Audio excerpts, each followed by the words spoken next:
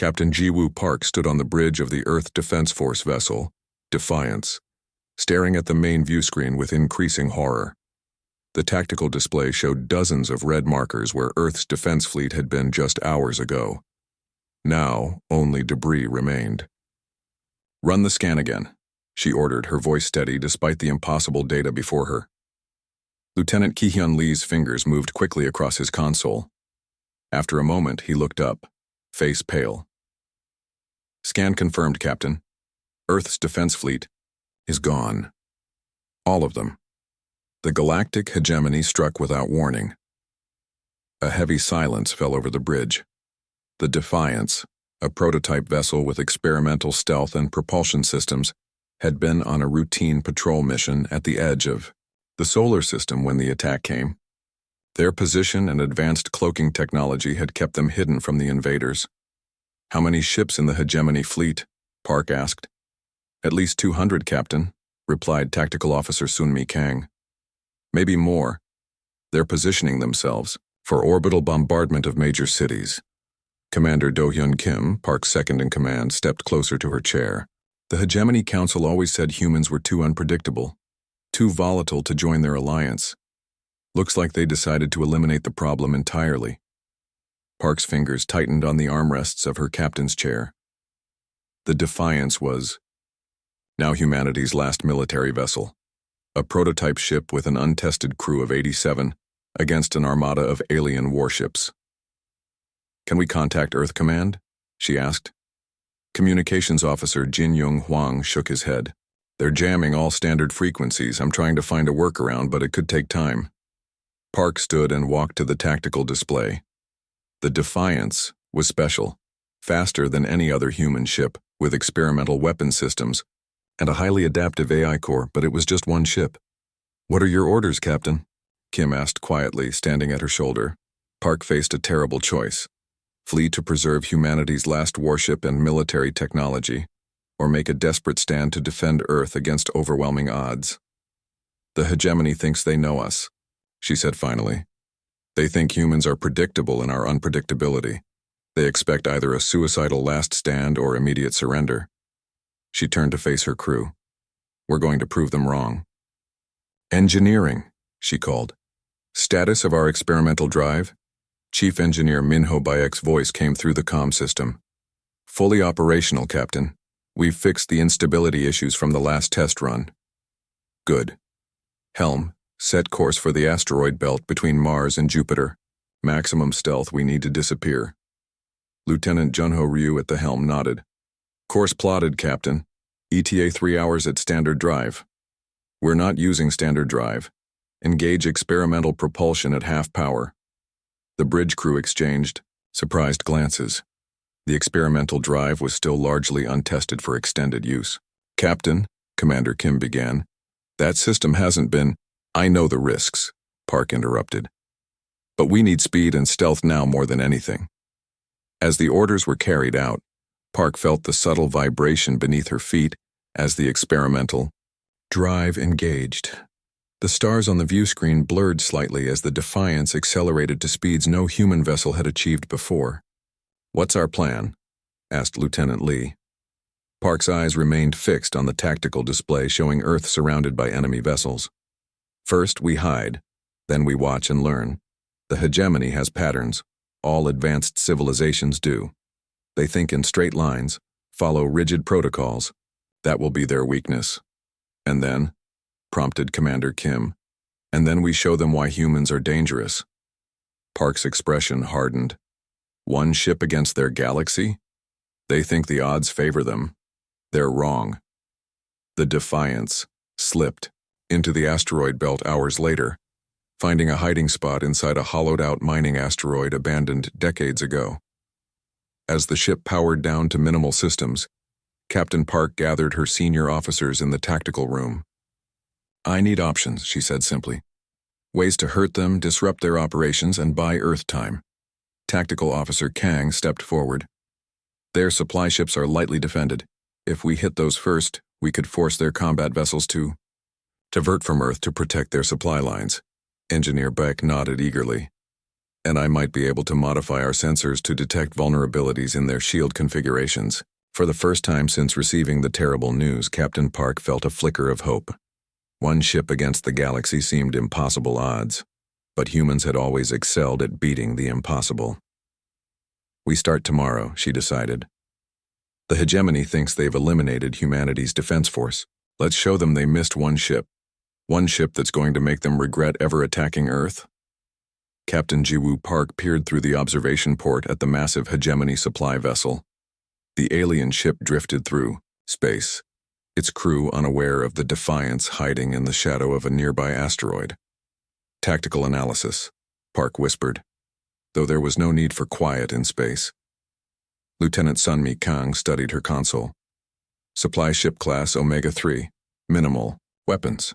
2 escort vessels with standard shield configurations. They follow the same patrol route every 12 hours. So predictable, Park said with a slight smile. Just as we thought. For 3 days, the Defiance had watched the hegemony fleet from hiding, while the main battle group maintained position. Around Earth, supply ships moved in regular patterns through the solar system.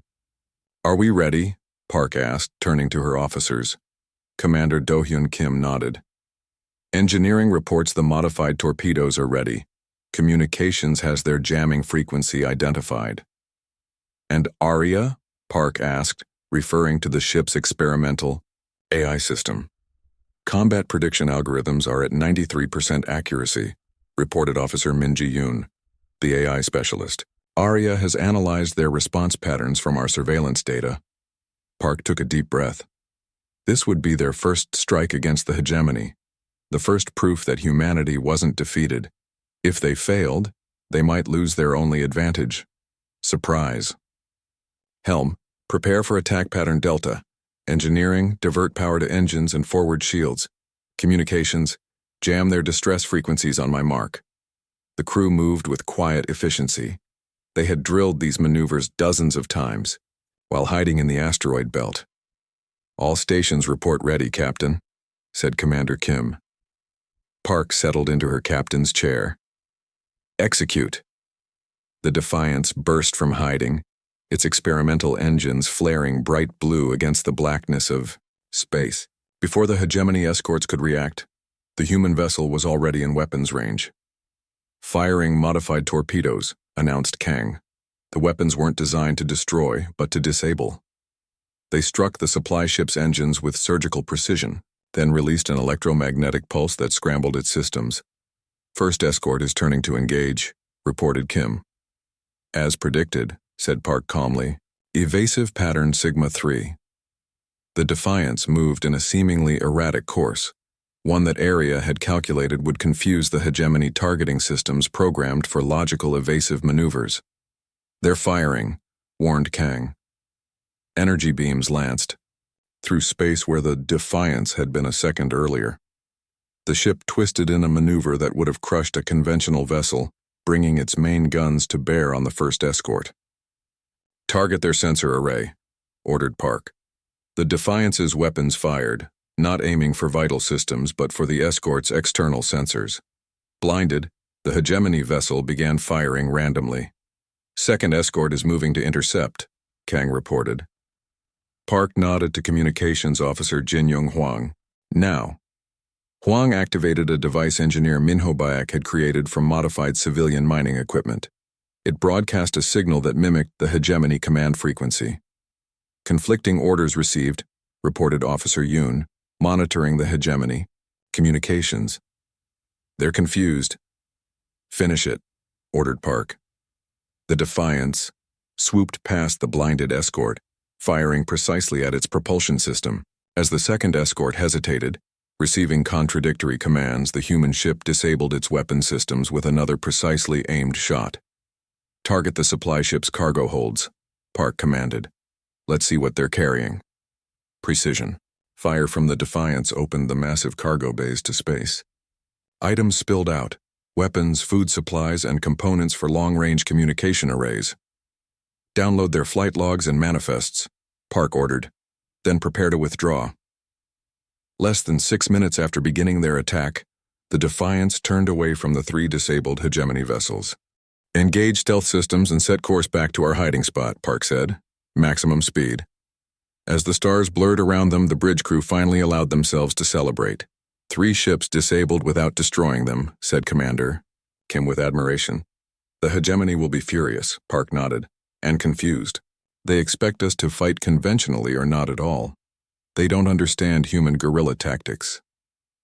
In the days that followed, the Defiance struck again and again, always targeting supply ships and communication relays, always using different tactics, always vanishing before reinforcements arrived. The hegemony responded by sending more escort vessels with the supply ships, pulling them from the Earth blockade. Exactly as Park had hoped.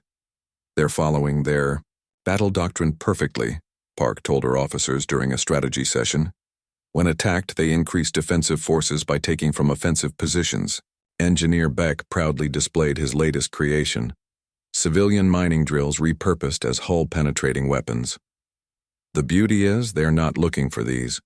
Their sensors are programmed to detect military technology. 2 weeks into their campaign, Area detected a change in hegemony communications. They're sending specialized hunter ships, Officer Yoon reported. Faster, more heavily armed, designed specifically to track and eliminate us. Some of the crew looked worried, but Captain Park smiled. Good, she said. That means we're hurting them. And when they send their best ships after us, they're not using them against Earth.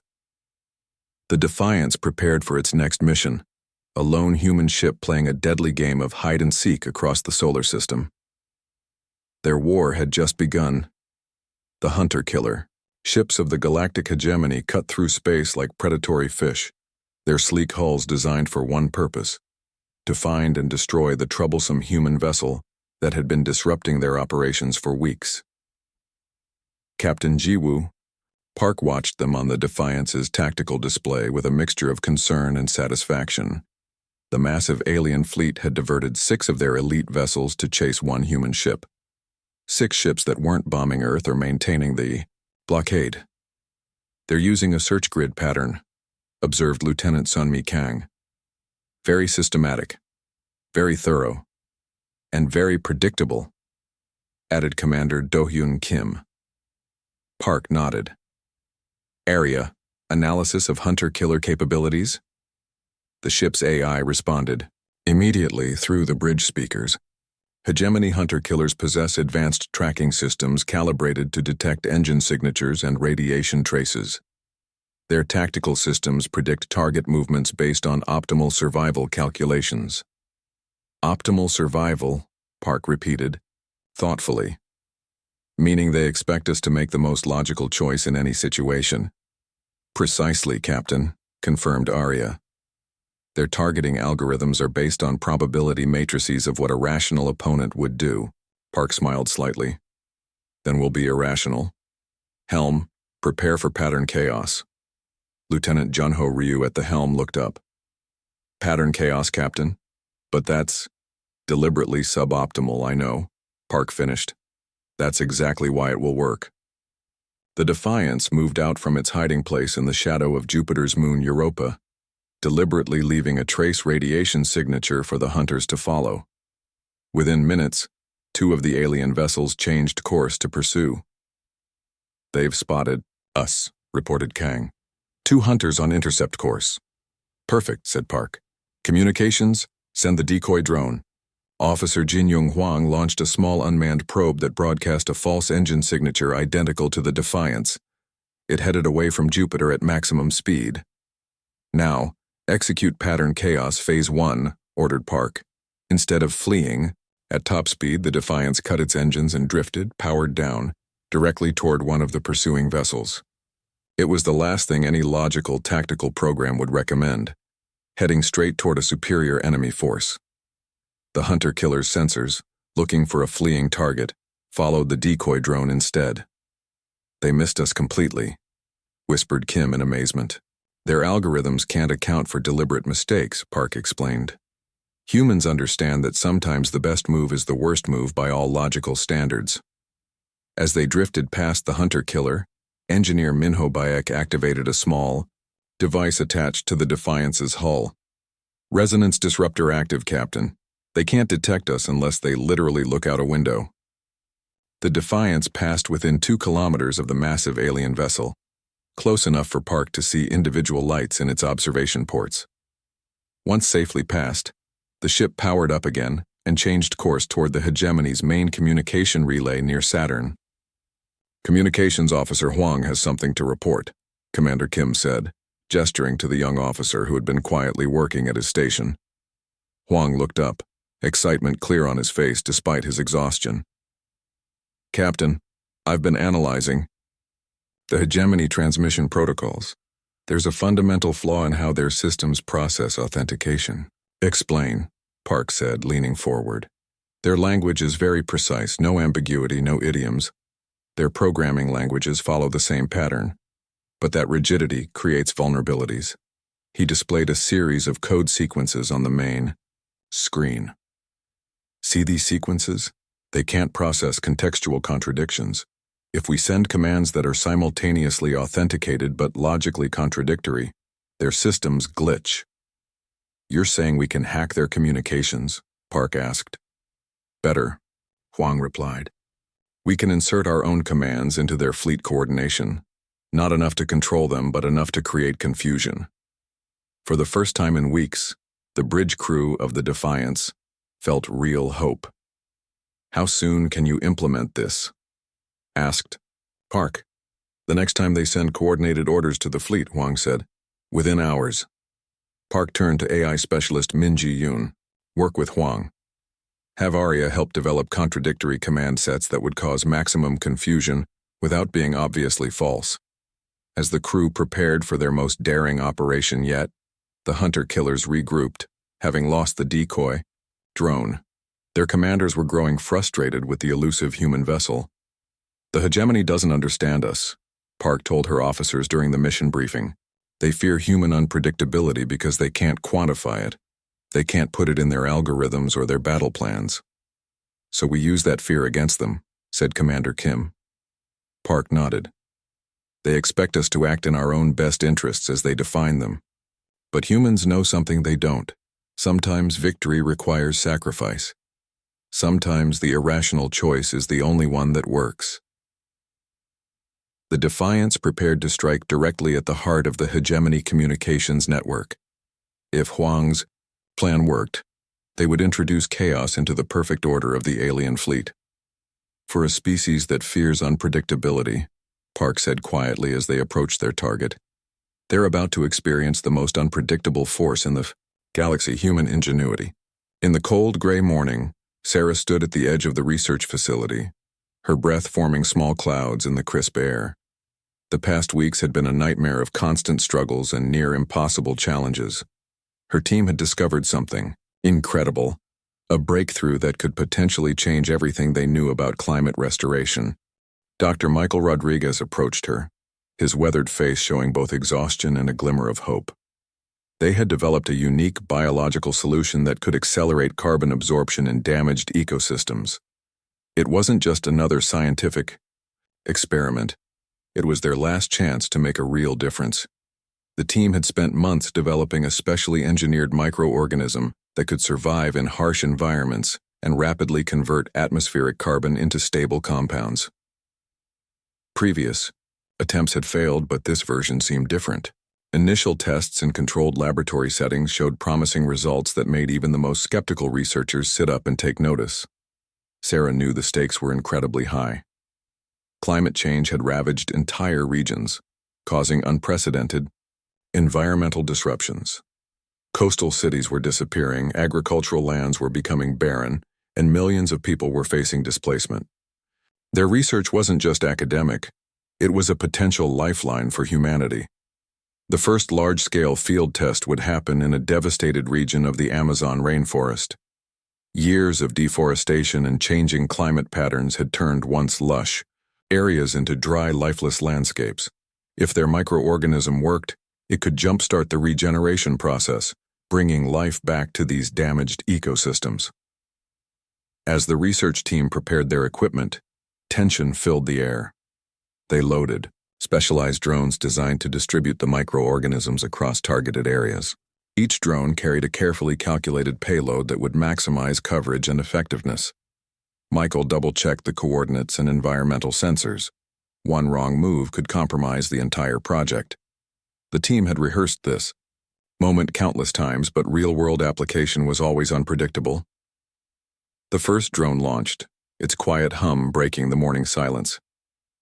It moved methodically, releasing microscopic organisms that would interact with the soil, atmosphere, and existing plant life. Sarah watched with a mixture of anxiety and excitement, her hands gripping the monitoring equipment tightly. Hours passed. The initial readings started coming in, and something extraordinary began to happen. Areas that had been brown and lifeless started showing subtle changes. Tiny green shoots emerged from seemingly dead ground. The microorganisms were working, faster than anyone had predicted. By sunset, the transformation was becoming visible. What had been a dried, cracked landscape was showing signs of rapid regeneration. Plants were growing at an accelerated rate, pulling carbon from the atmosphere and restoring nutrients to the soil. The team celebrated cautiously. They knew one successful test didn't mean complete victory, but it was the most significant breakthrough they had seen in years. Michael hugged Sarah, both of them understanding the potential global impact of their discovery. News of their success spread quickly through scientific communities. Researchers from around the world began requesting more information, wanting to understand how they had achieved such remarkable results. Sarah thought about all the years of hard work, the countless failed experiments, and the moments when giving up seemed like the only option. Now, they had hope. Real, tangible hope for environmental restoration. As night fell, the research facility buzzed with excitement. The microorganisms continued their work, silently transforming a landscape that had been written off as beyond recovery. It was more than a scientific achievement. It was a testament to human determination and the incredible potential of scientific innovation. The team knew their work was far from over. They would need to conduct more tests, refine their approach, and prove that this solution could be scaled globally. But for now, they allowed themselves a moment of pure, unadulterated hope. Sarah looked out over the transformed landscape, understanding that they had just turned a crucial page in humanity's fight against environmental destruction. Their small team, armed with creativity, persistence, and cutting-edge science, had shown that change was possible. The microorganisms continued their silent work, a tiny army of hope, rebuilding what had been lost, promising a future where humanity could coexist more harmoniously with the planet that sustained them. In the final chapter of humanity's desperate struggle, the remnants of civilization gathered on the windswept plains of what was once a thriving continent. The alien invasion had stripped away everything they once knew, leaving behind only the most resilient and determined survivors. Sarah Jensen stood at the edge of the makeshift camp, her weathered hands gripping an improvised weapon. She was no longer the corporate lawyer she had been before the invasion. Now she was a fighter, a protector of the last few hundred humans who still dared to resist. The alien mothership loomed in the sky, a massive dark shadow that blocked out the sun. Its metallic surface gleamed with an otherworldly light, a constant reminder of the technological superiority of the invaders. But humans had something the aliens could never understand: hope and an unbreakable spirit. For months, they had been studying the alien technology.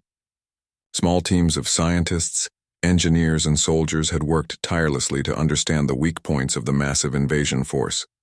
They discovered that despite their advanced technology, the aliens had one critical vulnerability: their central communication network. Marcus Rodriguez, a former computer engineer, had been working on a dangerous plan.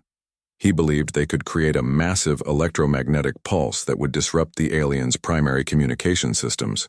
It was a risky strategy that might give humanity its last chance. The camp buzzed with nervous energy. Children were hidden in underground shelters, while adults prepared for what might be their final battle. They had lost so much: entire cities, millions of lives, almost everything they had ever known. But they were not going to go down without a fight. As dawn broke, Sarah gathered the remaining fighters. They were a mix of military personnel, civilians, and survivors from different backgrounds. Age, race, and previous social status no longer mattered. They were simply humans fighting for their survival. Marcus explained the plan. A small team would need to get close to the mothership and trigger the electromagnetic pulse. It was almost certainly a suicide mission. Everyone understood the risks, but no one hesitated. The chosen team prepared their equipment. They had modified old military vehicles and created makeshift shields using scraps of alien technology they had managed to salvage.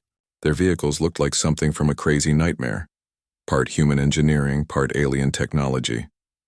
Just as they were about to launch their attack, something unexpected happened.